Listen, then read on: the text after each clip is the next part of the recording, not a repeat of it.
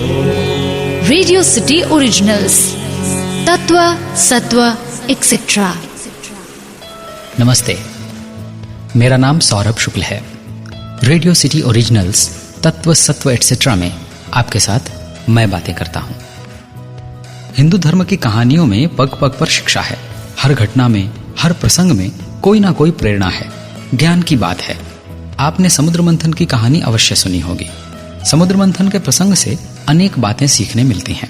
Radio city original तत्व सत्व etcetera के इस एपिसोड में समुद्र मंथन की बात। हम समुद्र मंथन की कहानी जानते हैं, मैं आपको रेडियो सिटी पर सुना भी चुका हूं। हमें इसकी पृष्ठभूमि भी जाननी चाहिए, बतलाता हूं।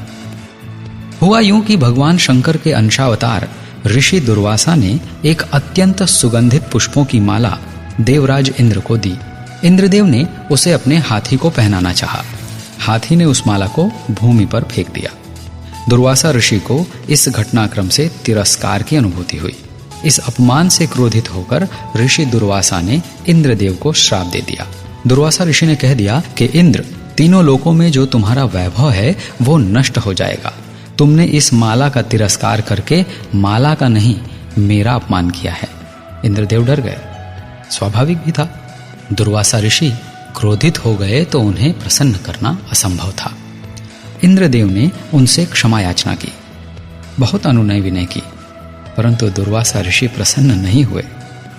मैं कृपालु नहीं हूं, मेरे अंतःकरण में क्षमा के लिए कोई स्थान नहीं है। क्षमा कर देने वाले ऋषि मुनि अन्य होंगे, मैं दुर्वासा हूं। ना हम क्षमिष्ये बहुना कि मुक्तेन शतक्रतो। तुम कितनी भी क्षमा याचना करो इंद्र, मैं तुम्हें क्षमा नहीं करूंगा। यह कहकर परम तेजस्वी तपस्वी ऋषि दुर्वासा वहां से चले गए। यहां कुछ बहुत ही महत्वपूर्ण बातों पर आपका ध्यान आकर्षित कर रहा हूं। इंद्र इस दुर्घटना को टाल सकते थे। उन्हें इस बात का ज्ञान था कि दुर्वासा ऋषि अत्यंत क्रोधी व्यक्ति हैं। छोटी सी त्रुटि श्राप को आमंत्रण दे सकती है, लेकिन उन्होंने समझते जानते असावधानी बरती। ऐसा अनेक बार हम भी कर जाते हैं, जानते हुए भी छोटी सी असावधानी और बड़ी दुर्घटना को आमंत्रण। याद कीजिए, ऐसा हुआ है ना। चलिए महाभारत का एक प्रसंग सुनाता हूं। आपने सुना होगा, ऋषि दुर्वासा एक बार राजा कुंती भोज के यहाँ अतिथि बनकर पहुंचे। उनकी सेवा और आतिथ्य का उत्तरदायित्व कुंती भोज की पुत्री कुंती को दिया गया।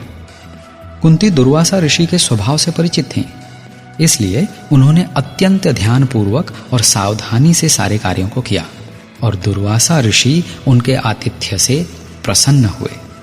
उन्हें वरदान स्वरूप देवताओं के आह्वान का मंत्र दिया। इसकी रोचक कथा है, किसी एपिसोड में सुनाऊंगा। कहने का तात्पर्य ये कि दुर्वासा ऋषि को कुंती ने प्रसन्न कर लिया। दूसरी बात, जब भी हम दुर्वासा ऋषि की बात करते हैं या उनका नाम सुनते हैं तो वो बहुत क्रोधी थे, यही बात सर्वोपरि रहती है या बातों के केंद्र में रहती है। हम यही बात अधिक करते हैं कि उन्होंने किन किन को श्राप दिया। वो श्राप देते और उनका श्राप फलीभूत भी हो जाता। इतने बड़े तपस्वी ऋषि दुर्वासा थे, पर उनकी तेजस्विता, उनके तप बल और उनके बलवान होने की चर्चा कम ही होती है। हर किसी में कोई ना कोई दोष होता ही है और गुण भी, परंतु सामान्य तौर पर हमारे दुर्गुणों की चर्चा अधिक होती है, गुणों की कम। आज के समय में तो इस बात का बहुत अधिक ध्यान रखने की आवश्यकता है।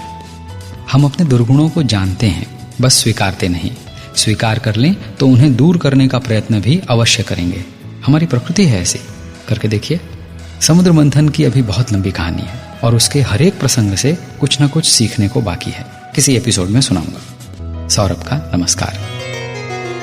रेडियो सिटी ओरिजिनल्स, तत्व सत्व एक्सेट्रा।